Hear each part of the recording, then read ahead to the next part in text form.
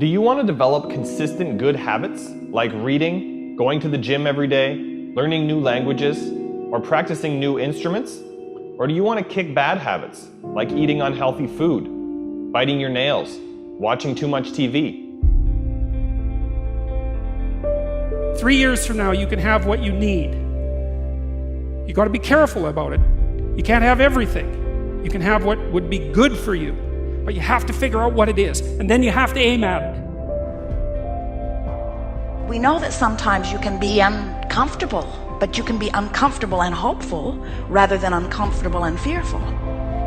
People go through their lives without knowing what it is they want to do.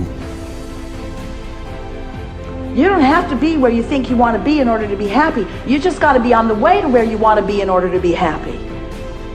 You're going to get what you're looking for. So if you're looking for success, you're looking for happiness, you're looking for prospects, you're looking for recruits or clients, I'm telling you, the more you're consciously looking for those things, you're going to see them. When you're looking to win, you're looking for victory. Sit on your bed one day and ask yourself, what remarkably stupid things am I doing on a regular basis to absolutely screw up my life? And if you actually ask that question, but you have to want to know the answer, right? Because that's actually what asking the question means. It doesn't mean just mouthing the words. It means you have to decide that you want to know. And so be very careful what you set your mind towards, what your outcomes are, because you're going to find them. Your mind's powerful. You're powerful. You're more powerful than you think you are. And if you could just get clear on what you're looking for, get super specific with great clarity, great specificity about what it is you want, it's sitting there for you to find if you look for it. The time is now. The time is now to express and for people to believe in themselves. The time is now for it to be okay to be great. Right there and then, you have an opportunity to steer your thoughts and your emotions in the direction that you want them to go, not in the direction that they're telling you to go. In other words, you can literally choose to seize the day, or you can let the day seize you. If you're fearful all the time, your point of attraction is very far from what you really want. If you're ornery all the time, or a lot of the time, your point of attraction is different from what you want. Your emotions are your indicator of what you're doing vibrationally. You've been listening to us long enough to sort of understand what we mean by that? Don't worry about what needs to be done. Think about who you have to be in order to get it done. Did you ever have a dream that was so big that you thought it was almost impossible to achieve? I've had those dreams. And while not every dream has become a reality, along the way I learned a powerful approach of picturing that has helped me achieve most. Since that day, I've had other dreams, other big dreams. And in each case, I would picture where I wanted to be, and I would visualize what I would be doing and who I would be doing with when I got there. As the saying goes, you can't make a basket if you never take the shot. I knew I would miss the shot sometimes, and the failure would dampen my spirit, but I would be better off for my efforts and I would be okay. People are addicted to all kinds of things, substances, but one of the greatest addictions, or rather the greatest addiction, you never read about it in the papers, because the people who are addicted to it don't know it. It's the addiction to thinking. It's actually addictive. Can't stop thinking. It's like can't stop drinking, can't stop smoking, can't stop eating, can't stop thinking.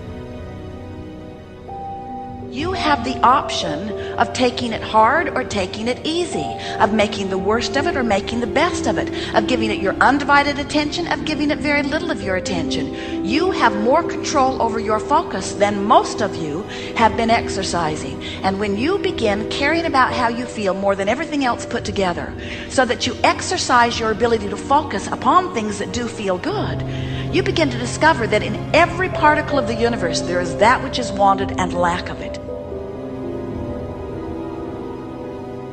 My visualization has helped me achieve most of my goals. And what I learned along the way is it didn't take twice as much effort. It only took an extra 10%. When we fail, life continues as it is. We can stay in our comfort zone. Success, on the other hand, challenges us. It pushes us and it exposes us to rejection.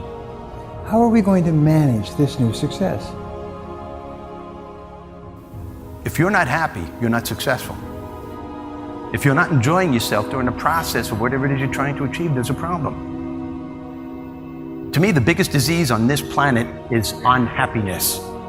And the reason why people are unhappy is because we have a tendency to keep focusing, as I said, on what we don't have and what's not working in our lives, instead of allowing ourselves to shift our focus and our way of thinking.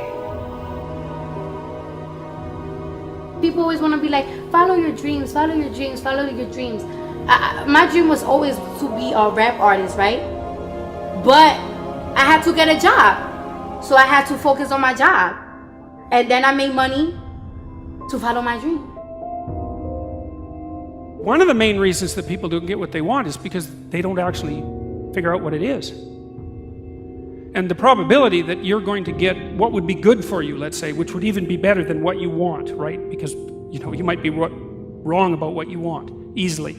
But maybe you could get what would really be good for you. You have the freedom to think anything you want.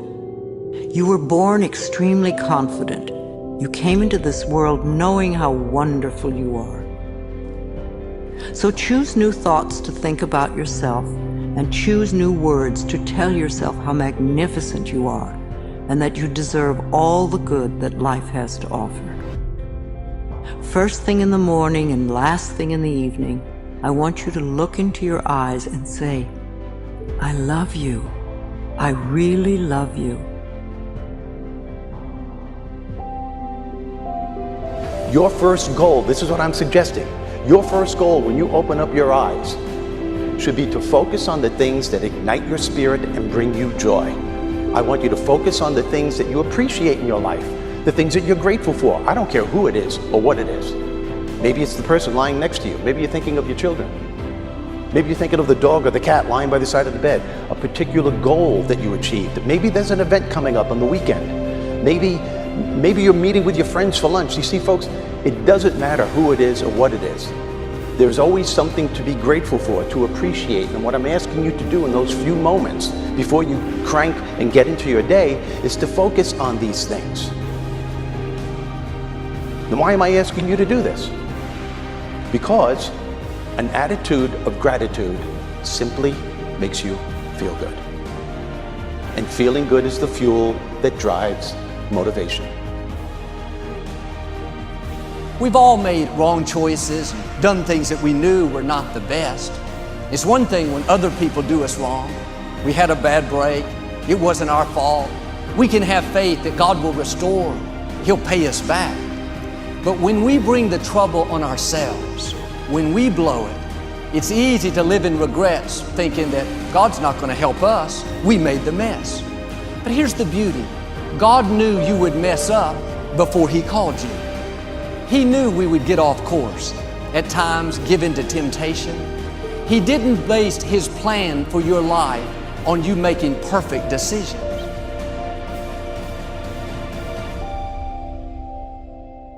Through success, I represent the possibility of what you can achieve and what you can do with your life and your career.